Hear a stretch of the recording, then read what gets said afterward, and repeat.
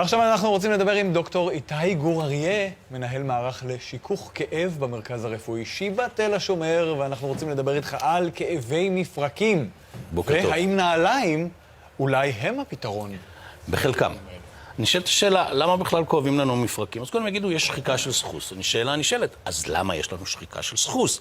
זאת אומרת, אנחנו אמורים להיות מכונה מאוד אבולוציונית טובה. ל-30 שנה. ל-30 שנה. אבל אם אנחנו מסתכלים ואנחנו רואים איך בנוי השלד שלנו, למעשה השלד שלנו בנוי על שלד של דו-חיים שחי בתוך מים.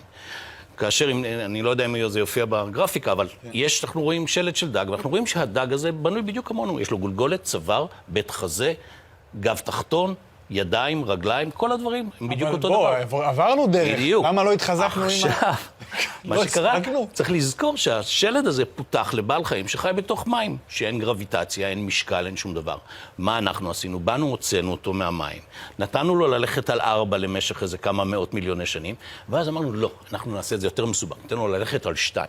מה שקורה, אנחנו לוקחים, זה כמו שניקח צוללת, ונגיד, בוא נעמיד אותה ככה למעלה, ונרצה לראות איך היא הולכת על הזנב, או ניקח מכונית ונעמיד אותה על הזנב. לא הייתה יד מכוונת, זה קרה אבולוציונית. נכון, זה קרה כזו, אבל האבולוציה אמרה, טוב, הדבר הזה יחיה 30 שנה, ולא 80 שנה. עכשיו, ההתפתחות האבולוציונית שלנו נוצרה רק למעשה, לא האבולוציונית, ההתפתחות של הגיל, נוצרה רק ב-150 שנה האחרונות, אחרי שהמציאו חיסונים ואנטיביוטיקה.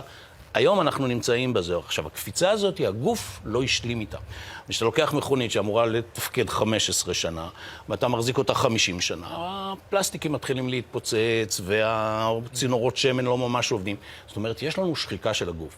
מעבר לכל זה, יש לנו גם פגיעה בתוך האורח חיים שלנו. לא רק האורח חיים שלנו, גם האורח חיים שלנו. המודרני הכוונה? המודרני, שאנחנו חיים כן. ב-2020. שחושבים רוב היום. בדיוק. אנחנו למעשה התחלנו את התנועה הזאת בערך לפני 6,000, 7,000 שנה, והתחילה התנועה של האורבניזציה. למעשה היינו ציידים לקטים, וכל היום הלכנו, הרמנו דברים, עשינו פעילות שונה. כל 5 דקות עשינו משהו אחר. דרכנו עם הרגל על אבנים, על חול, על דברים, ועשינו את זה. פתאום נכנסנו לכפרים, התחלנו לעבוד בחקלאות, התחלנו לעשות פעולות רפטטיביות, לקצור את החיטה ולדוש את החיטה ולעשות כל הדברים האלה. כל אותן פעולות רפטטיביות למעשה פוגעות במפרקים, כי הן כל הזמן חוזרות לעצמן. זה יתעצם הרבה יותר בימינו, שעכשיו אנחנו יושבים במשרד ועושים ככה, מקבלים קרפל טאנל, ואנחנו הולכים אותו דבר על משטח שהוא חלק. הליכה על משטח חלק, אנשים אומרים, סבבה, כי אתה לא תתקל בשום דבר. מצד שני, תמיד הרגל שלך תפגוש את האדמה בדיוק באותה זווית. לכן אם אנחנו נסתכל על הנעליים שלנו בבית, תמיד הם שחוקים באותו מקום שנמצא הדבר הזה. למה אנחנו רואים אדם רץ יחף? עכשיו, כשאנחנו רואים אותו רץ, אנחנו אומרים, אז מה הקשר לזה? כשאדם, בגלל הנושא של המשקל שלו, כשאנחנו רואים את הספייקים האלה, את אותם ספייקים שנראים בתמונה הזאת. כאשר אנחנו רצים עם נעליים, אנחנו רצים על העקבים שלנו. כשאנחנו רצים יחפים, אנחנו רצים על קצות האצבעות שלנו. מה שנותן לרגל איזה סוג של כיפוף כזה וקפיציות נוספת. כי הבעיה הגדולה בסופו של יום זה אותו גל הלם שעולה לנו מהרצפה והולך לאורך כל המפרקים. איפה כואב לנו? כואב לנו בברכיים, כואב לנו בירכיים, כואב לנו בגב התחתון וכואב לנו בצוואר. למעשה כל הציר שנושא את המשקל ובכל הליכה אנחנו מקבלים מכה מהרצפה. מה זה מכה מהרצפה?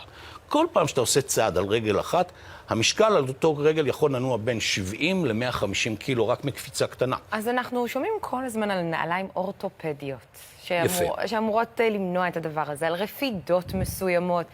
האם זה... אורתו זה מיישר, לא ישר. לא, השאלה האם זה שקר שיווקי, או שיש אמת בדבר? יש אמת בדבר. חלק מזה שיווקי, חלק מזה הוא אמת. למעשה, מה שאנחנו עושים, אנחנו מנסים לחלק את המשקל יותר נכון על הרגל, והדבר החשוב, אנחנו מנסים להכניס את הקפיציות. זאת אומרת שיש לנו נעל תגרום לנו להרגיש ללכת כאילו אנחנו הולכים על חוף הים. מה אומרים למישהו שרוצה לרוץ? אומרים לו, אל תרוץ על מדרכות, תרוץ בחוף הים, תרוץ בחוץ, כי שמה גל ההלם יורד, ולכן השחיקה והפגיעה במפרקים.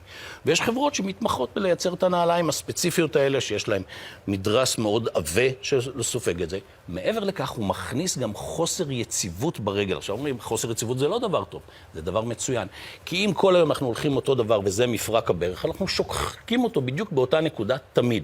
ברגע שאנחנו מכניסים איזה חוסר של תנועה יציבה, ואז המפרק משמש בכל חולקיו, ואז הוא נשחק הרבה פחות. וזה מה שעושה את זה. ספורט.